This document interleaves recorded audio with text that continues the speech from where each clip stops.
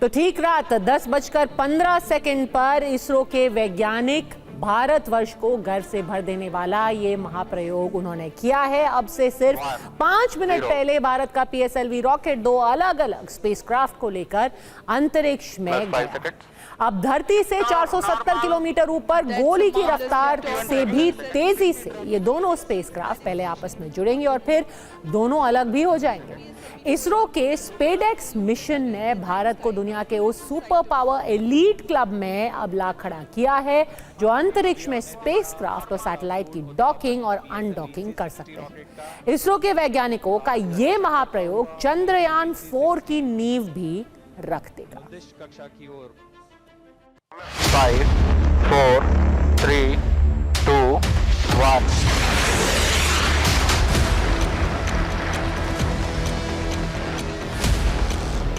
To assembling that space station itself, we will require the docking and unlocking as a very critical technology.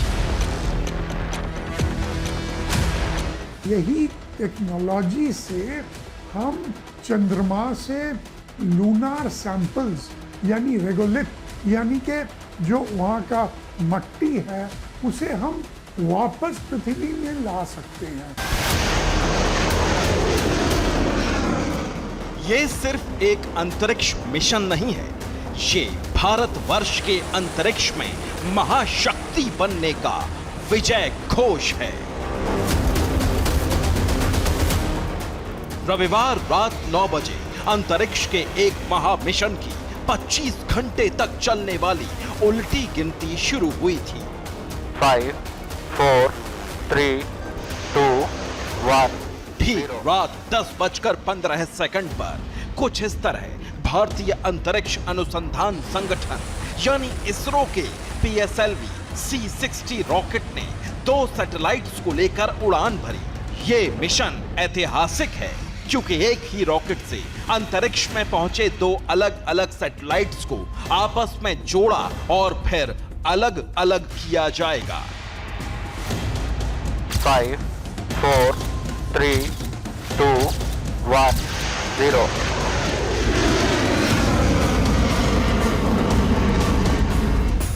ISRO के इस ऐतिहासिक अभियान से अंतरिक्ष की महाशक्ति बन गया हिंदुस्तान,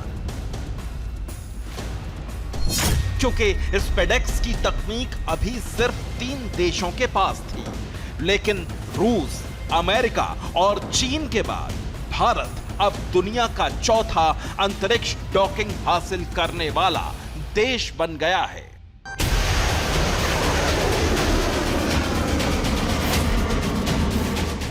PSLV C-60 रॉकेट सफलतापूर्वक लॉन्च हो चुका है। अब इस मिशन के लिए अगले 24 घंटे अहम हैं, क्योंकि 24 घंटों के बाद दोनों सैटेलाइट्स को डॉकिंग के जरिए जोड़ने और अनडॉकिंग के जरिए अलग-अलग करने का महाप्रयोग किया जाएगा।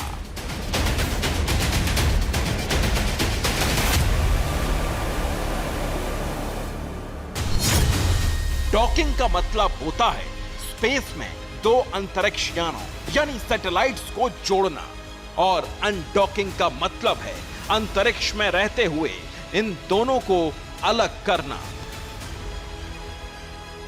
डॉकिंग और अनडॉकिंग की प्रक्रिया कैसे होगी, इसे समझाने के लिए इसरो ने एक एनिमेशन वीडियो जारी किया है।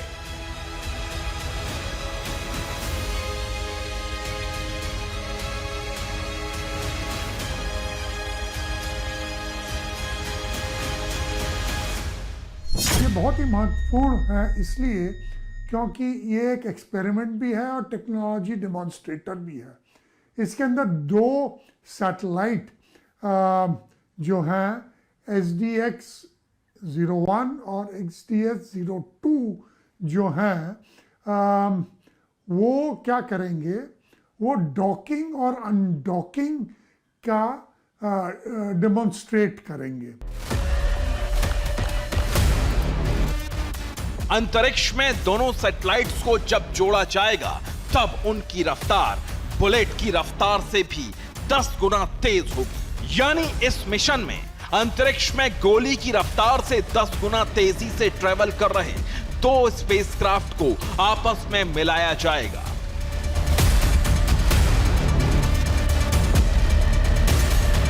इसलिए यह मिशन आसान नहीं है, लेकिन इसरो के वैज्ञानिकों की फुल प्रूफ तैयारियों ने इसे संभव कर दिया है।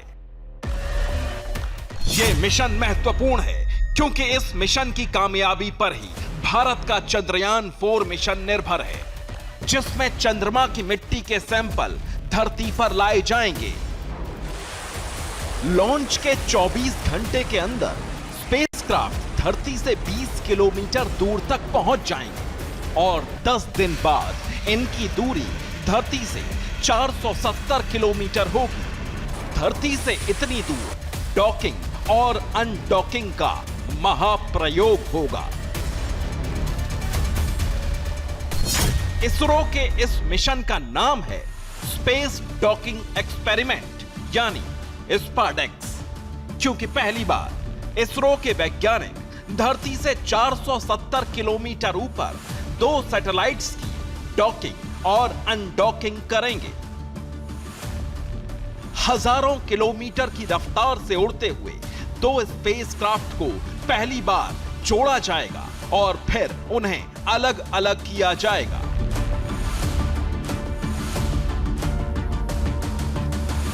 ये इसलिए अहम है क्योंकि भारत चाहता है कि हम एक स्पेस स्टेशन बनाएं, भारत अंतरिक्ष स्टेशन, और उससे पहले हमारा गगनयान जाएगा और वहाँ पर वैसे डॉकिंग का इतना वो नहीं होगा, लेकिन BHA में ज़रूर डॉकिंग की ज़रूरत पड़ेगी। और फिर यही टेक्नोलॉजी हम चंद्रयान 4 के लिए इस्तेमाल करेंगे। धरती से 470 किलोमीटर ऊपर अलग अलग सैटेलाइट्स को आपस में जोड़ना और फिर उन्हें अलग करना बेहद जटिल काम है।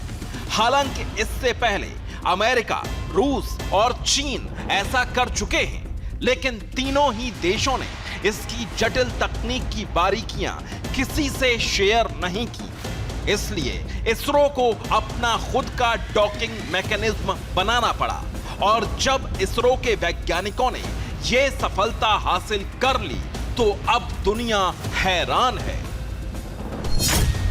क्योंकि इसरो के वैज्ञानिक अमेरिका, रूस और चीन की स्पेस एजेंसियों के मुकाबले बेहद कम खर्चे पर इस मुश्किल मिशन को संभव करके दिखा रहे हैं। इसरो की तकनीक खास है, इसलिए इस डॉकिंग सिस्टम पर पेटेंट भी ले लिया गया है। स्पेडेक्स मिशन से इसरो के वैज्ञानिक पृथ्वी की निचली कक्षा में 2 छोटे स्पेसक्राफ्ट की डॉकिंग और अनडॉकिंग करके भारतवर्ष को रूस, अमेरिका और चीन के एलीट सुपर पावर क्लब में शामिल करवा देंगे। लेकिन 2 अलग अलग सैटेलाइट्स की सिर्फ डॉकिंग और अनडॉकिंग ही नहीं होगी। इसरो के वैज्ञानिक डॉक किए गए दोनों स्पेसक्राफ्ट के बीच इलेक्ट्रॉनिक पावर ट्रांसफर करने की नई और पूरी तरह स्वदेशी तकनीक भी दिखाएंगे। इस मिशन में 2 स्पेसक्राफ्ट शामिल हैं। एक का नाम है टारगेट और दूसरे का नाम है चेजर। दोनों का अलग अलग वजन 220 किलो है। दोनों 220 किलो के हैं और ये दोनों स्पेसक्राफ्ट सोलर पैनल और लिथियम आयन बैटरियों से लैस हैं और इनमें एटीट्यूड और ऑर्बिट कंट्रोल सिस्टम पहले से लगा है। PSLV C60 रॉकेट से 470 किलोमीटर की ऊंचाई पर दोनों स्पेसक्राफ्ट अलग अलग दिशाओं में लॉन्च किए जाएंगे। इस दौरान टारगेट और चेजर की रफ्तार 28,800 किलोमीटर प्रति घंटा तक पहुंच जाएगी। यह रफ्तार किसी भी कॉमर्शियल एयरक्राफ्ट की रफ्तार से 36 गुना और गोली की रफ्तार से 10 गुना तक तेज है।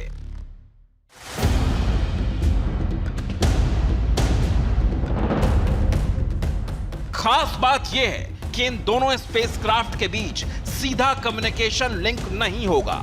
इन्हें इसरो के कमांड सेंटर से कमांड दी जाएगी, जब ये दोनों एयरक्राफ्ट एक दूसरे से 20 किलोमीटर की दूरी पर होंगे, तब चेजर स्पेसक्राफ्ट को टारगेट स्पेसक्राफ्ट की तरफ बढ़ने की कमांड दी जाएगी। इसके बाद दोनों स्पेसक्राफ्ट तेजी से एक दूसरे के करीब आते जाएंगे और इसके बाद ये दूरी घटते हुए 5 किलोमीटर तक पहुंच जाएगी, फिर 1.5 किलोमीटर होगी, इसके बाद 500 मीटर रह जाएगी।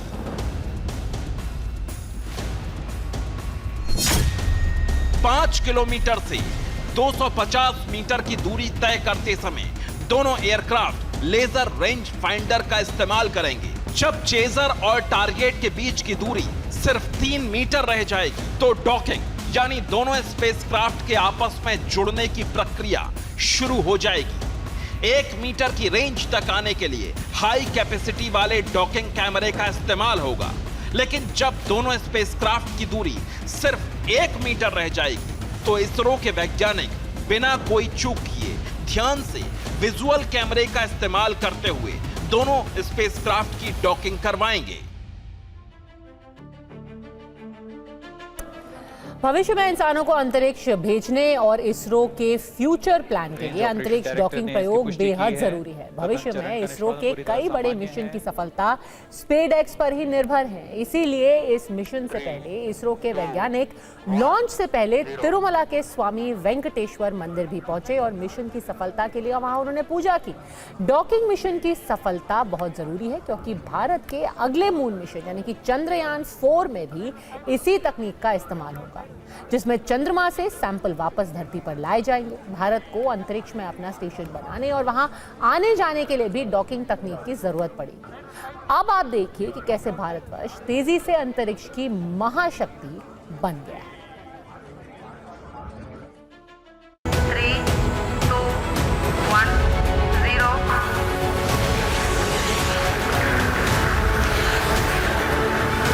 Rocket carrying India's prestigious Chandrayaan 3 lander module पूरी तरह से सेफली और सॉफ्टली चंद्रमा की सतह पे लैंड हो चुका है। पिछले साल 14 जुलाई को श्री हरिकोटा के सतीश धवन अंतरिक्ष केंद्र से चंद्रयान 3 का प्रक्षेपण हुआ था और 23 अगस्त 2023 वो तारीख है जब इसरो के स्पेस मिशन ने एक ऐसा पड़ाव पार किया जिसका सपना वैज्ञानिक कई साल से देख रहे थे। ISRO community has come to fruition.